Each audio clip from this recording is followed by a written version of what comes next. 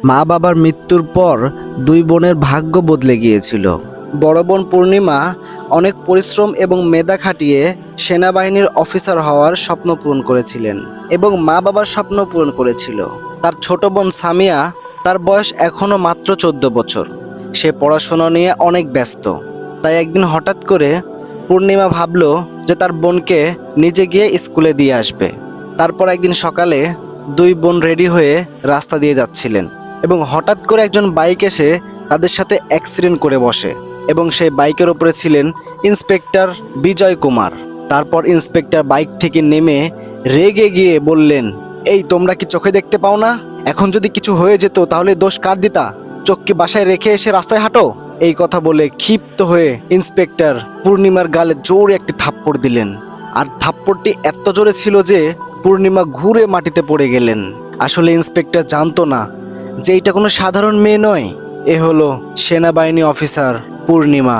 আশেপাশে ভিড় জমে গেলেন, সবাই শুধু দাঁড়িয়ে দাঁড়িয়ে তামাশা দেখতে লাগলো।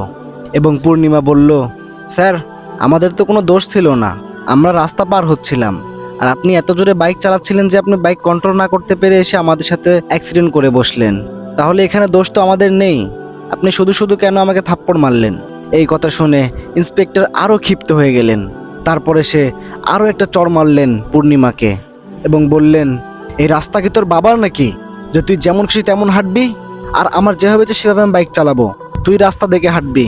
বেশি কথা বললে লকআপে ঢুকিয়ে দেব।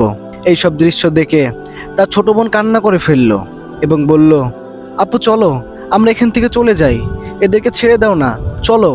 কিন্তু তার বোন চুপচাপ সব কিছু সহ্য করতে লাগলো। ইন্সপেক্টরের গালি, অপমান সব কিছু সহ্য করতে লাগলো এবং আশেপাশে ভিড় জমে গেল। কেউ প্রতিবাদ করলো না, সবাই শুধু দাঁড়িয়ে দাঁড়িয়ে তামাশা দেখতে লাগলো। তারপর পূর্ণিমা ও তার ছোট বোন স্কুলে না গিয়ে বাড়িতে চলে গেলেন এবং মা বাবার কথা মনে করে সে অনেক ভেঙে পড়লেন এবং অনেক কান্না করতে লাগলেন। আজকে যদি আমার বাবা মা বেঁচে থাকতো তাহলে আমাদের এইভাবে অপমান করার সাহস কেউ পেত না। কিন্তু ইন্সপেক্টর যা করেছেন তা আইনের বিরুদ্ধে গিয়ে করেছেন। আমি তাকে ছাড়বো না, আমি তাকে সাসপেন্ড করিয়ে ছাড়বো। আজকে আমার সাথে এরকম করেছে, কালকে আরও একটি সাধারণ মানুষের সাথে এরকম করবে, তাই আমি এর শিক্ষা তাকে দিবই। তারপর পরের দিন সকালে পূর্ণিমা একজন সাধারণ মেয়ের মতো সেজে বাড়ি থেকে বের হলেন এবং সে পুলিশ স্টেশনের দিকে রওনা দিলেন। তারপরে সে ওই পুলিশ স্টেশনে চলে গেলেন। সেখানে ইন্সপেক্টর উপস্থিত ছিলেন না, সেখানে হাবিলদার সহ এবং অনেক বড় বড় পদের মানুষজন ছিল। তাদের কাছে গিয়ে পূর্ণিমা বললেন, স্যার, আমি একটা রিপোর্ট লিখাতে চাই। আমি একজন সেনা অফিসার, কালকে আমাদের সাথে ভীষণ অন্যায় হয়েছে।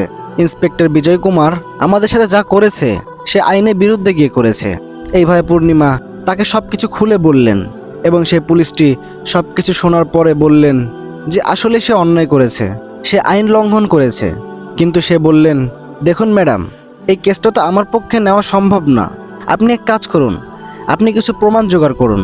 ম্যাডাম, আপনি চিন্তা করবেন না, আমি আপনার পাশে আছি, আপনি শুধু আমাকে কিছু প্রমাণ জোগাড় করে দিন।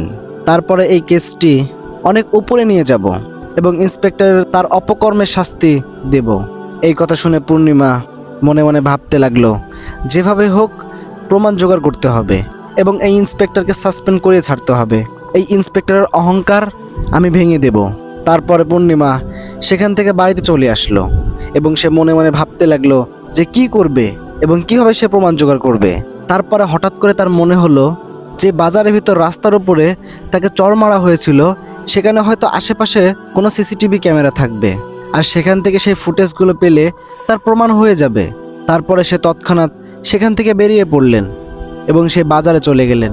যেখানে তাকে থাপ্পড় মারা হয়েছিল সেখানে আশেপাশে দেখলেন যে কোথাও সিসিটিভি ক্যামেরা নেই, কিন্তু দূরে একটি দোকানে একটি সিসিটিভি ক্যামেরা দেখা যাচ্ছে এবং সেই দোকানে গিয়ে বললেন, আমাকে কালকের ফুটেজগুলো দেখাতে পারেন?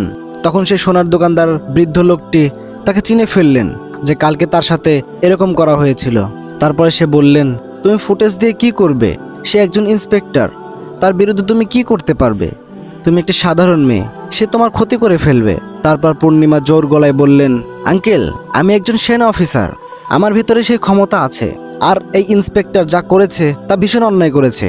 আজকে আমার সাথে করেছে, কালকে আরেকজনের সাথে করবে এবং প্রতিটি সাধারণ মানুষদেরকে সে উত্ত্যক্ত করবে। তাই আমি চাই এর বিরুদ্ধে অ্যাকশন নিতে। পূর্ণিমার সাহস দেখে দোকানদার খুশি হয়ে গেলেন এবং তাকে সেই পেন ড্রাইভটি দিয়ে বললেন, এই নাও মা, এখানে সেই ফুটেজ আছে। পূর্ণিমা সেই ফুটেজগুলো তার ফোনে নিয়ে নিলেন এবং তারপরে বললেন যে প্রমাণ তো হয়ে গেল, এখন তো আমার শুধু সাক্ষীর প্রয়োজন। আঙ্কেল, আপনি কি সাক্ষী দেবেন? তারপরে সে দোকানদার ভয় পেয়ে বললেন, মা, আমি যদি সাক্ষী দেই তাহলে সেই ইন্সপেক্টর আমাকে শত্রু ভেবে নেবে এবং সে আমার অনেক বড় ক্ষতি করে ফেলবে। আমার পরিবার, আমার ব্যবসা, সে যে কোনো কিছু ক্ষতি করতে পারে। তাই আমি চাচ্ছি এই ঝামেলাতে না জড়াইতে। তারপরে পূর্ণিমা বললেন, দেখুন আঙ্কেল, আজকে যদি আপনার মেয়ের সাথে এরকমটা করা হতো তাহলে আপনি কি চুপ থাকতেন?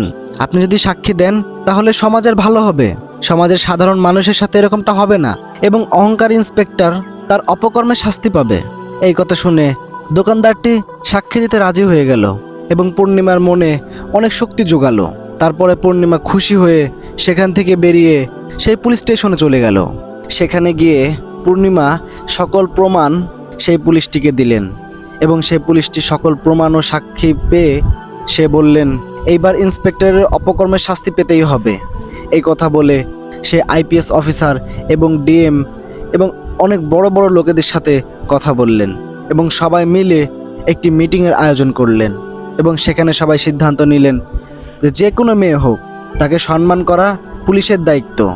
শুধু ইউনিফর্ম পরে গুন্ডাগিরি করাকে পুলিশ বলে না। তাই এই বিষয়টা লুকানোর মতো না, এর বিরুদ্ধে কঠিনতম শাস্তি নিতে হবে। ডিএম অফিসার এই কথা বলে বিষয়টা কোর্টে সাবমিট করলেন এবং কোর্ট সব কিছু বিবেক বিবেচনা করে এবং সাক্ষী প্রমাণ দেখে তৎক্ষণাৎ ইন্সপেক্টরকে সাসপেন্ড করা হলো এবং তাকে 2 বছরের জেল এবং জরিমানা করা হলো। তারপর ইন্সপেক্টরের রিয়াকশন ছিল, না, এ হতে পারে না, আমি তোকে ছাড়বো না, তুই আমার ভীষণ সর্বনাশ করে দিলি, আমি কখনো না কখনো ফিরে আসবো আর তোকে আমি শেষ করে ফেলবো। এবং এই কথা বলে ইন্সপেক্টর অনেক পাগলামি করতে লাগে।